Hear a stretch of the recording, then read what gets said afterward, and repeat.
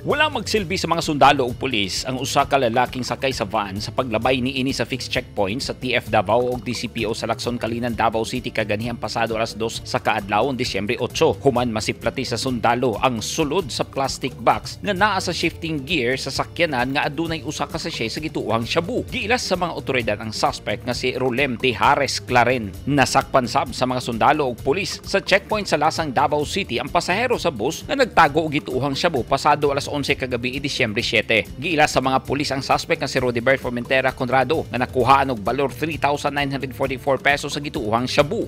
Samtang giaresto sa mga pulis sa Buhangin Police Station 5 ang usa ka lalaking giingong nagapayuhot og illegal nga droga pasado alas 10 kagabi Disyembre 7. Giilas sa mga pulis ang suspect nga si Mark Kenneth Bacalso Dizon nga napalitan og nakuhaan og gituohang shabu nga mobalor tanan sa 5,000 pesos. Nadakpan ang suspect sulod sa usa ka KTV bar sa Matina Playa, Davao City.